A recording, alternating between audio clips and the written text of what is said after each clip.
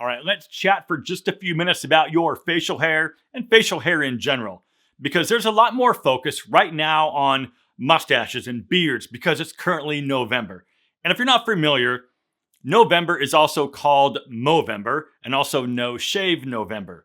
So this was a movement that started in Australia in 2003. The next year, 2004, they started raising more awareness for men's health and they started donating funds to the Prostate Cancer Foundation of Australia. And since then, the founders have partnered up with several other men's health organizations like the Fight Against Prostate and Testicular Cancer to support mental health and also suicide prevention programs, which is something that's near and dear to me. Because if you've been around my channel for a little while, you might already know the story about my older brother who committed suicide back when I was about 14 years old. So raising awareness for these programs and helping to support them is very important. So if you want to make your own donation, all on your own, I'll leave a link to the Movember website right down below. You can go check it out. And since 2003, Movember and No Shave November have almost become these national holidays. And in the process, they've raised millions of dollars for men's health initiatives.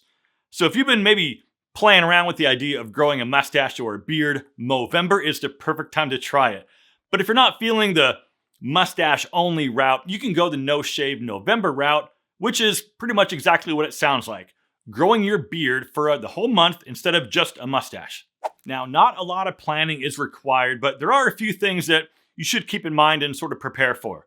The first thing to know is that trimming and maintaining your cheeks and lining up your neck with a trimmer or a razor is not classified as cheating. I mean, the goal isn't to look like Paul Bunyan or a homeless person at the end of the month, so proper maintenance is totally fine, encouraged, and recommended. And secondly, you might want to have just a few basic products on hand to help with your maintenance and also your day-to-day comfort, especially if you're maybe not used to growing a beard for longer than just a few days. So the first item you need is something to maintain the line on your cheeks and your neck. I mean, neck beards are kind of nasty, so it's important to keep this area looking nice. And if you need a trimmer with a super fine, like zero attachment, get something like this from Brio. The standard blade pops right off and the zero blade snaps right in. So I've talked about Brio before in several other videos and they are sponsoring today's video. I honestly have no problems talking about this thing because I use it like 2 to 3 times every single week. I have even cut my own hair with it. It's one of those grooming tools that I have zero regrets owning, and it's seriously that good. It's got a super strong motor and a very sharp blade that cuts extremely well. And the battery is insane with how long it lasts. I'm not even sure how the battery lasts as long as it does, but it does. It also has a versatile cutting range with millimeter length adjustments and also RPM settings for the motor. Also, I do want to let you know that right now, for a limited time, if you buy the Beardscape, you can get the free zero blade attachment. So this is the guy that you're going to fall in love with when it comes to lining up your beard.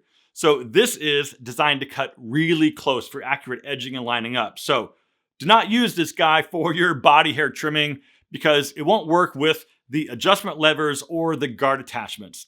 So this is really only designed to be used on your face. Use very light cutting pressure and make sure to cut against the grain. Okay, so this is the deal that you want. Click the link down in the description and choose the gray Beardscape and get the zero blade attachment, a $25 value for free. But you need to hurry, right? Because these do sell out and this offer is only while supplies last. Now, as for actually shaving your neck beard, you'll need either a razor or an electric shaver, which you probably already own. Now, I've got both and I sort of flip-flop between the two every so often, depending on if I'm running late or kind of where I might be going. Either way, it's not cheating to shave your cheeks and your neck during the time that you're growing out your beard. It's just good grooming.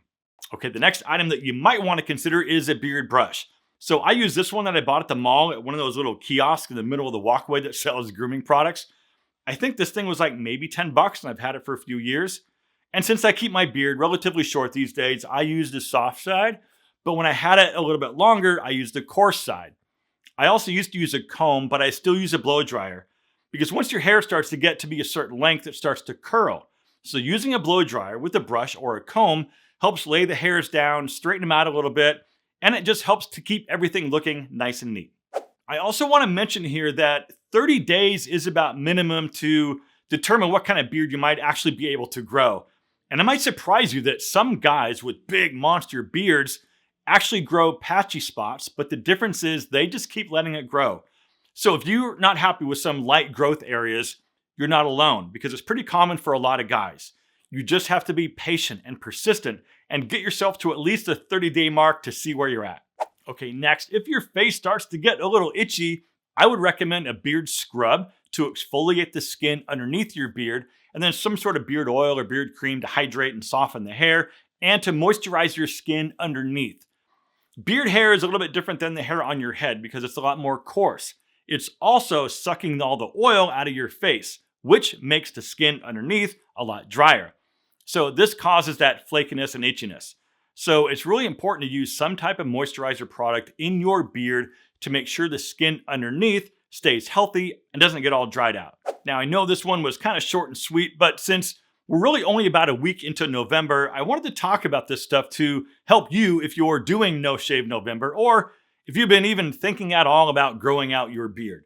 And listen, if you dig the whole concept behind Movember, please take 1.5 seconds and hit that like button to help YouTube find this video. I would appreciate it.